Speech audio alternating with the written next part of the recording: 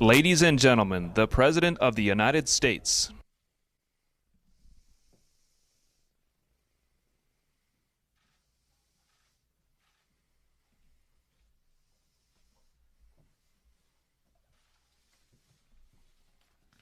Good afternoon. You may be seated.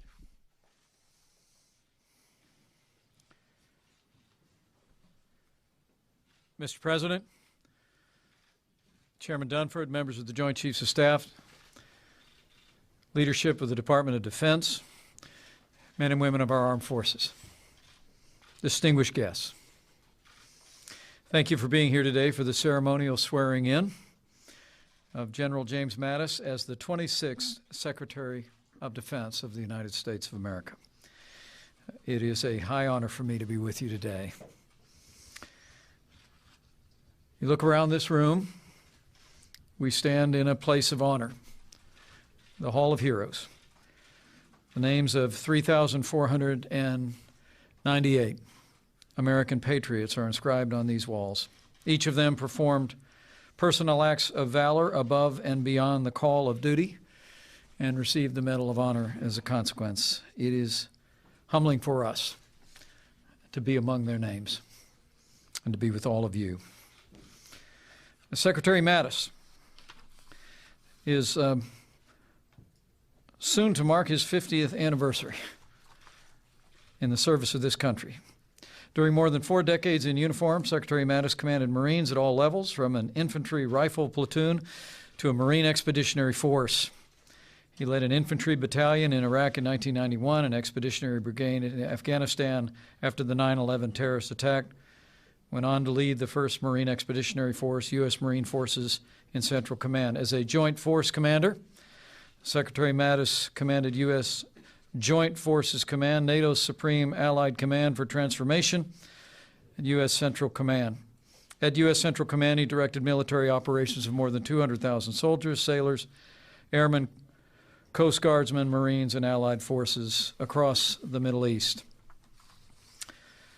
And now, Mr. Secretary, your President has called you to lead all of the armed forces of the United States. He and I have the highest faith in your judgment, your courage, and your dedication to this nation. And so on behalf of President Trump, it is my great privilege to administer to you the oath of office. If you would please place your left hand on the Bible, raise your right hand, and repeat after me. I, James Norman Mattis, do solemnly swear. I, James Norman Mattis, do solemnly swear that I will support and defend the Constitution of the United States that I will support and defend the Constitution of the United States against all enemies, foreign and domestic. Against all enemies, foreign and domestic. That I will bear true faith and allegiance to the same. That I will bear true faith and allegiance to the same. That I take this obligation freely. That I take this obligation freely. Without any mental reservation or purpose of evasion. Without any mental reservation or purpose of evasion.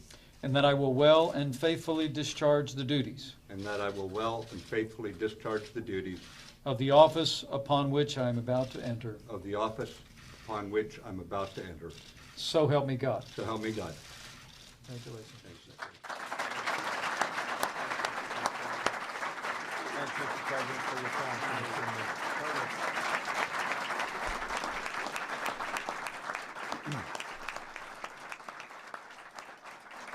Thank you, Mr. Vice President. And Mr. President, thank you very much for your confidence in me, and welcome to the headquarters of your military, your always loyal military, where America's awesome determination to defend herself is on full display. I would just tell you that you've made clear, Mr. President, your commitment to a strong national defense, and the Americans honored in this hall remind us of our strength as a nation of patriots.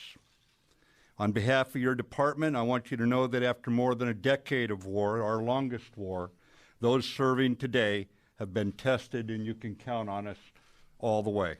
We're grateful for you being here, for showing your respect for us on a day when former Secretary of Defense Bill Cohen, former Deputy Secretary Rudy De Leon are here. It's a reminder that this department stands in perpetuity as the defender, as the sentinels, and as the guardians of the nation. And thank you for your confidence in me, Mr. President. Total confidence. Thank you very much. Yes. Thank you, General.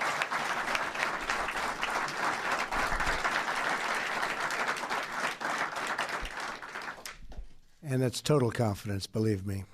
I'd like to first congratulate General James Mattis, now Secretary Mattis. Secretary Mattis has devoted his life to serving his country. He's a man of honor, a man of devotion, and a man of total action. He likes action. He is the right man at the right time, and he will do us all very, very proud. I'm honored to stand here today among so many patriots. You are the backbone of this country. You are the spirit of this nation in every sense. The men and women of the United States military are the greatest force for justice and peace and goodness that have ever walked the face of this earth. Your legacy exists everywhere in the world today, where people are more free, more prosperous, and more secure because of the United States of America. And you have earned and ensured for our children the glorious birthright of freedom bestowed upon us by God. We stand today in the Hall of Heroes, great heroes, a testament to the undying courage of those who wear our nation's uniform and who have received the highest distinction, the Medal of Honor. This is a sacred hall. The soul of our nation lives between these walls. These walls tell the story of those intrepid Americans who gave everything, risked everything, and fought with everything they had to save their fellow warriors, and warriors they are, believe me, warriors they are, and to save our wondrous liberties and to save this God-blessed land. They shed their blood and poured out the love from their hearts to protect our home. We are in awe of their valor, tremendous valor, and we pledge our dedication to every single family serving our country and our flag. That is why today I am signing 2 executive actions to ensure the sacrifices of our military are supported by the actions of our government, and they will always be supported by the actions of our government, believe me.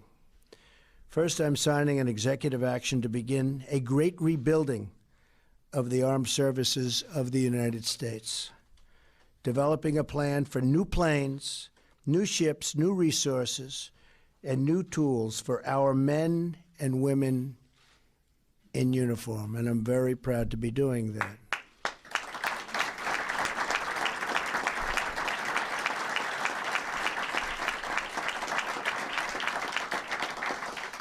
As we prepare our budget request for Congress, and I think Congress is going to be very happy to see it, our military strength will be questioned by no one, but neither will our dedication to peace. We do want peace. Secondly, I'm establishing new vetting measures to keep radical Islamic terrorists out of the United States of America. We don't want them here. We want to ensure that we are not admitting into our country the very threats our soldiers are fighting overseas. We only want to admit those into our country who will support our country and love deeply our people. We will never forget the lessons of 9/11, nor the heroes who lost their lives at the Pentagon. They were the best of us.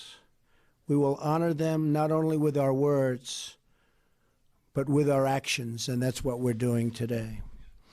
I am privileged to be here with you, and I promise that our administration will always have your back. We will always be with you. And I just want to thank you very much.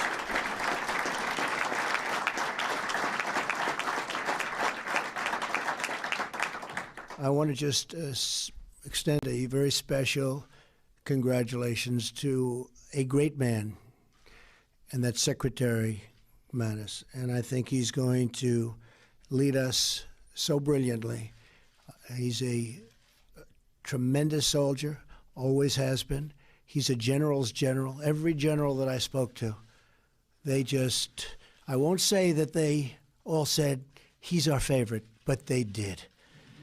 He's our favorite. He's a special, special man. So I want to bless him, and God bless you, and God bless America. And Secretary Mattis, I have no doubt you're going to do an outstanding job. And thank you very much for accepting this responsibility. Thank you.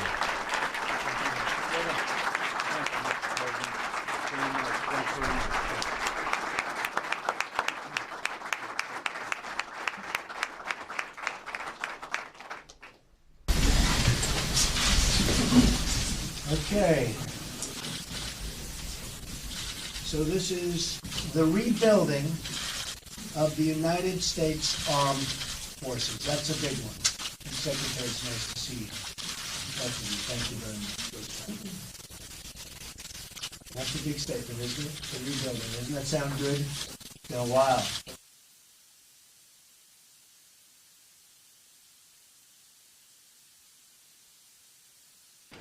What do you think? Secretary Mattis, I think.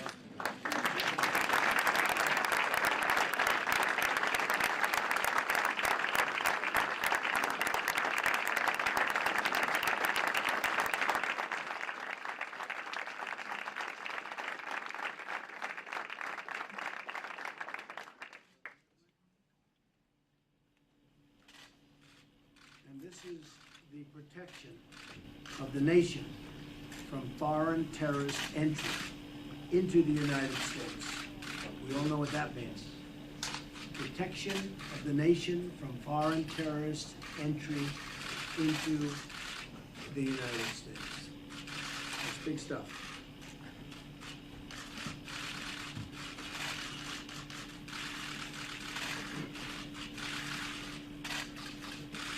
And I want to thank everybody, many great heroes, many great warriors. We have tremendous respect for you all. Thank you for being here. Joe, thank you very much.